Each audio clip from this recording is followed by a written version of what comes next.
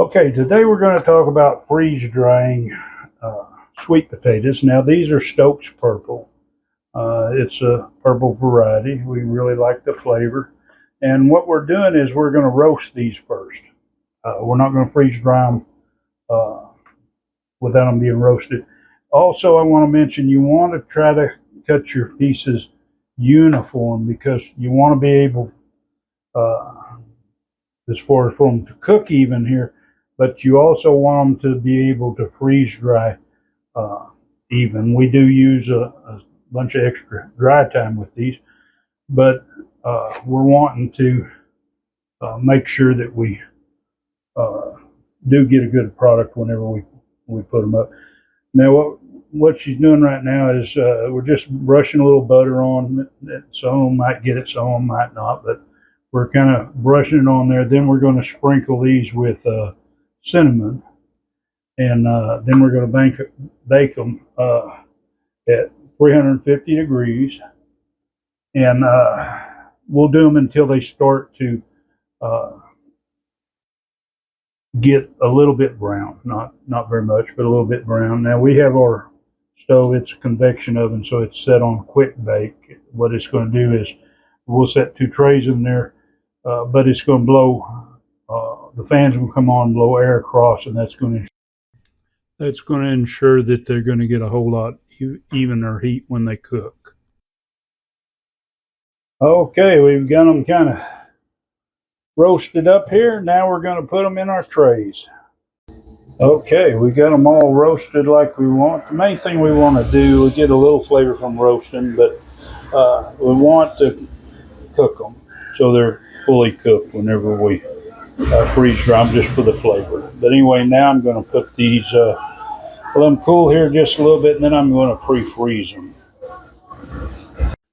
Okay, we've got some, I call them red sweet potatoes. I always say the redder the better. But yeah, these are a dark orange, which they don't show up quite so dark on the thing. But these have been roasted, and they're ready for the cool down phase. They've already set here long enough that they're room temperature. Now, one thing I want to say, if you're going to do sweet potatoes and you're going to season them up a little bit, and of course we use butter, we don't use much, so it's not enough to affect it to where you got to worry about them getting rancid. Plus, they're not going to last that long around here. But when you use cinnamon, don't use just plain cinnamon. Use Ceylon cinnamon, and if you do your research, you'll find out why. But Ceylon cinnamon is not as hazardous for your health if you consume quite a bit of cinnamon. So anyway, what I'm going to do is we've got a commercial freezer, and we're going to go put these out there and pre-freeze them before we put them in the freeze dryer. Okay, we're going to put these in the top. We kind of keep the top of this empty just for this when we're freeze drying eggs or milk or whatever. We take and the 5 trays fits nice across the top, and in about 3 hours, because this thing is a commercial freezer, it'll pull this down. So we'll just wait and see what happens. All right, my purple ones are almost done. They're in their extra dry time. I have this set at 10 hours. You can see they've been drying for about 24 and a half hours. Now these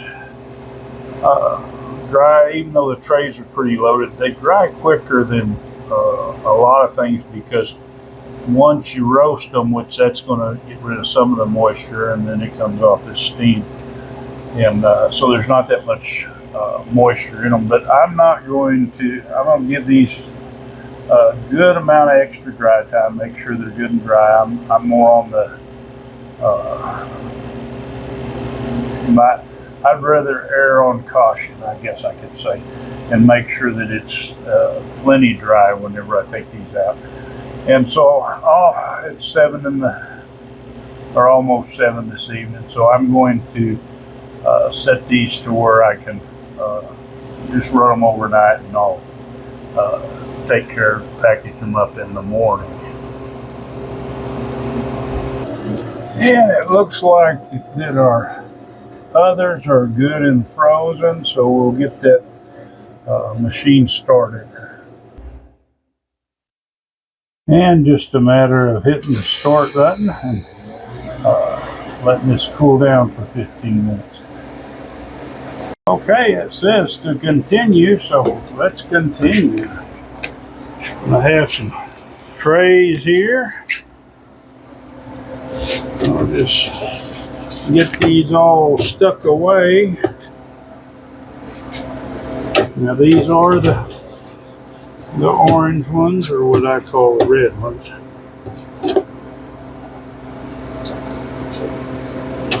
And these are good and frozen, so the temperature is going to drop in a hurry once they get in, so it won't be long. It'll start going through its vacuum freezing process. Now you don't have to pre-freeze any of your, well, I recommend milk and such. And get the drain closed there, and we'll hit continue, get this show on the road. But milk, eggs, liquids like that, it would be hard to fill the trays. Make sure you don't run them over to get them really topped off. But a lot of foods, just like any of them, it'll save a lot of time running your freeze dryer once it's pre-frozen. And this is going to really start going fast. It's already dropped from 58 to 48. So anyway, we'll let this thing do its business. Okay, we're fixing to finish these up. What we're going to do, we're going to cancel the extra. We've had quite a bit of extra dry time, and we're going to release the vacuum off of here.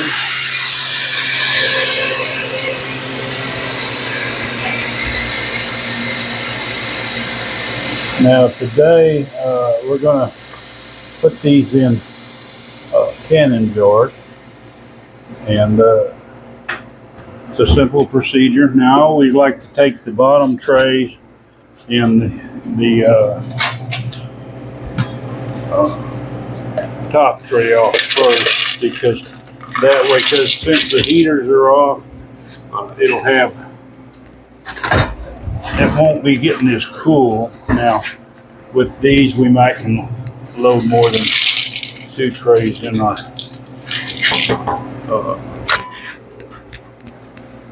bowl here.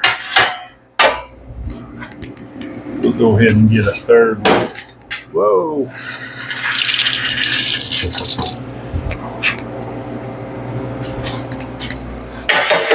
Now, I didn't actually fill these to see if they're dry, because these are definitely got to be dry. We'll take a nice thick one,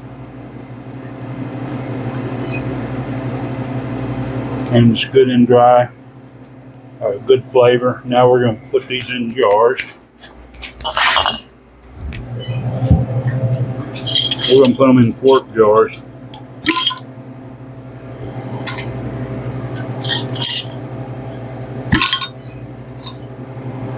And we're going to use 300 cc oxygen absorbers to do this.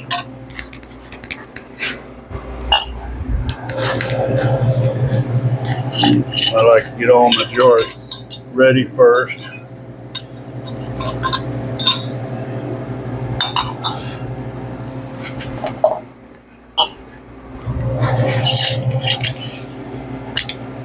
And I'm not sure how many we're going to need here for sure to start, so I'll get some and then we'll come back and do some more. But anyway, the way we like to do this, for those who haven't watched this one, we like to put our oxygen absorbers in the bottom, and then we'll take and fill these up. Whoa, I'm Better not get in such a big hurry. I'm make a mess here. We put some in there. We'll shake it down. Now with these, they settle a little bit better than a lot of things. And we'll fill it right up to the top. And then we'll put our absorber on and put your lid on tight. Now when you preserve items in canning jars, and regardless of what you heard as far as with pressure canning, put the ring on, put it on tight, and leave it on there. Now this absorber will pull the oxygen out, and it'll normally snap down the top. And I use a 300. Now for commonly they say a 200 for a quart. I always like to overkill. It doesn't cost that much difference to do that and ensure that we've got a good product. But anyway, we're going to get the rest of these into the jars. Okay, we got them all in the jars. We got them marked, and some kind of marking so that we know what's in here. Now, I always say the date's important, but like these right here, now you might think these are beets, and I pretty much can tell that these are probably carrots. But when we fixed these up back in January, this was of last year, we didn't mark what was in here. And I can tell from here and probably from this particular one that this is a carrot that's in here. But when you put your stuff up, make sure you label it, or you might be surprised. You might think it's one thing and it's something totally different. But anyway, thank you for watching this, and hope you found some kind of value to it. I know there was something that I wanted to add, and I probably forgot it by now. But one thing is, I suggest that you do go ahead and cook these. Now you could blanch them, and that would soften them some, but that's not going to get them tender to the middle. And if you're going to eat these just say plain out of the jar, you're going to want them to be cooked, unless you just are a real good fan of just raw sweet potatoes. This does two things. It, for those that's worried about bacteria, it gets rid of it, and plus they'll get tender enough. It breaks down the structure a little bit, takes out some of the moisture, so it saves on freeze drying time. Now, I don't know that I went through what I did as far as the timing. Now with these, and I didn't have my trays loaded as much, I did them 45 minutes. I did them 20 minutes. Then I pulled my trays out, swapped shelves because I have two shelves. But like I say, I do have a convection oven, so it blows the air, so it circulates better than the conventional oven if you're putting two trays. And I also, when I swapped the shelves, I turned the trays around so I could get more even heat. And after 25 minutes, and then did another 20 minutes, which would have been a total of 45 minutes. Now, when I did the my red sweet potatoes, or you might say orange, conventional colored ones, I loaded the trays heavier. So what I did initially is I went 30 minutes.